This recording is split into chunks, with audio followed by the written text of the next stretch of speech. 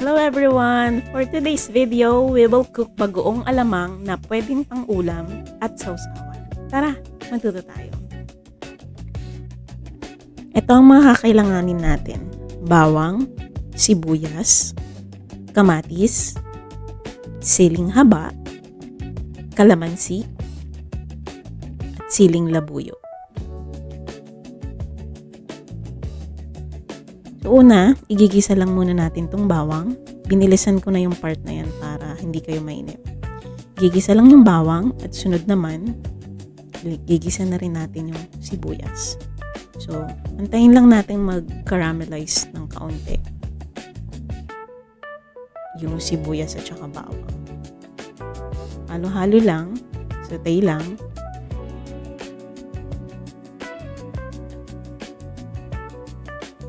And then, susunod na natin yung kamatis. Bali, isang sibuyas lang yung nilagay ko kanina. And then, siguro yung bawang mga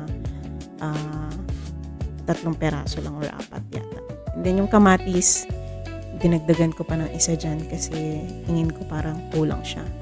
Mas maraming kamatis, mas masarap. For me, So, it depends. It depends pa rin sa inyo kung gusto nyo ng maraming kamatis. So, 2 malaking kamatis yung nilagay ko dyan.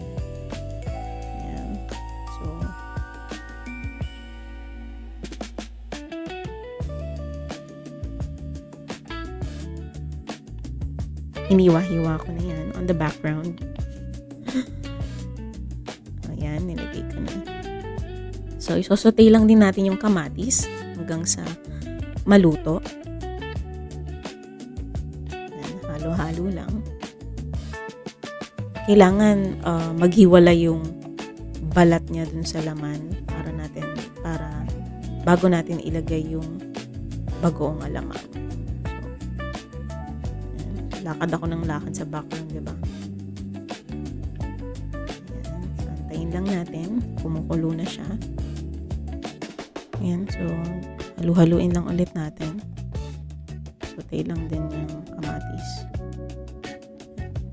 And then, nagdagan ko lang ng konting mantika kasi parang tuyot na tuyot siya. So, ayan.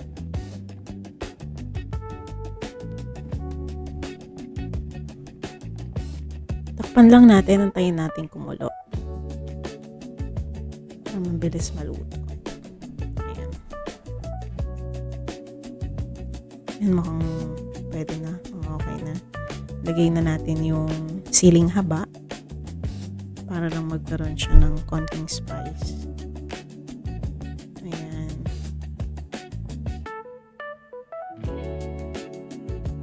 Takpan lang natin. Paluto ko ng 2 oras ng bagoong dahil nag-request yung pamangkin ko na from CEU. So, may sakit kasi siya and nag-request siya ng bagoong. Favorite kasi niya itong luto ko ng bagoong. So, ayan. Lagay ko na yung bagoong alamang. And, ayan. So, shout out nga pala sa uncle ko na taga Santa Ines, Manawag, Pangasinan. So, siya ang bumili niyan. So, galing pa yan ng Pangasinan. Gusto ko kasi yung bagoong doon. Mabango siya. And hindi siya tuyot. Hindi maalat. So, saktong-sakto. Masarap. So, ayan. Ngayon, lalagyan naman natin ng paminta. Dinamihan ko lang ng paminta para medyo mas masarap siya.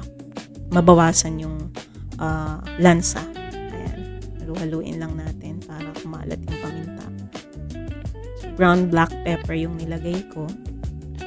Ayan. Diba? Ang ganda ng kulay niya, pinkish. Ayan, maganda talaga yung bagoong doon sa amin sa Manawag, Pangasinan. So, shout out sa mga kababayan natin dyan sa Manawag, Pangasinan. Takpan lang natin hanggang kumulo. Ngayon, nalagyan ko naman to ng suka. Para ma-prolong lang yung life ng bagoong, hindi siya agad masira. And nakakatulong din siya na mabawasan yung lansa ng bagoong. Kaya nilagyan ko ng suka. And paglagyan nyo ng suka, wag nyo hahaluin kasi mahihilaw yung suka. So, hayaan nyo lang kumulo mga siguro 2 to 3 minutes, pwede na. Pwede nang haluin. Ayan. Haluin lang natin para kumalat yung suka. Next naman is lalagyan na natin ng asukal. So, ayan, lalagyan natin ng maraming asukal kasi gusto ko yung bagoong na nagtatalo yung sweetness and salty ng bagoong. Tapos pag medyo spicy pa. Ayan, so marami yan nilagay ko. Kasi gusto rin ng pamangkin ko na matamis-tamis yung bagoong. Tsaka dito rin sa bahay. Gusto rin nila yan. Ayan, so antayin lang natin kumulo. Magkakaramelize yung sugar dyan. So, ayan. Ngayon, lalagyan naman natin siya ng kalamansi. Ayan, pinigaan ko lang. Naghugas ako guys ng kamay dyan. Pigaan lang natin yung kalamansi. Siguro mga 7 to 8 pieces yung nilagay ko dyan na kalamansi. Mas masarap kasi mas masarap na meron siyang kalamansi. Yung malalasahan mo yung kalamansi pag kinain mo yung bagoong. So, bawas rin, makakatulong sa mabawasan yung lansa ng bagoong. Ayan. Kasi yung bagoong sa Pangasinan, hindi siya ganun kaalat. Hindi siya tulad nung iba na parang asin na talaga. Maganda talaga yung quality ng bagoong dun. Kaya lagi ako nagpapabili kapag may galing or uuwi ng Pangasinan, nagpapabili ako ng bagoong. Ayan, antayin lang natin kumulo. Ayan, tingnan nyo. O, diba? So, ang ganda na ng kulay niya. Medyo brown-red na. Brownish, reddish. Ayan. Tingnan ko lang. Okay na. Pakuluan lang. O, diba? Nagkakaramelize yung sugar. Yan yung masarap. Pwede rin tong sausawan sa mangga. Yung Indian mango or yung hilaw na mangga. Oh, napakasarap nito. Or santol. Ang sarap nito. Diba? So, inaantay ko lang yung texture na gusto ko. Kasi medyo malabnaw siya. Pakukuluin pa natin para medyo siya lumapot ng konti. Ayan. Yung ganyang texture. Ayan. Kasi pag natuyo yan or nawala na sa apoy, medyo mag-aano pa yan. Lalapot pa.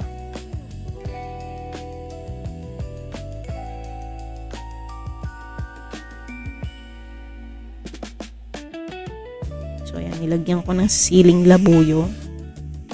Kasi may mga taong ayaw na maanghang. Meron taong gustong-gusto ng sobrang anghang. So, ayan.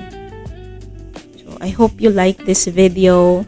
And sana sumuport kayo.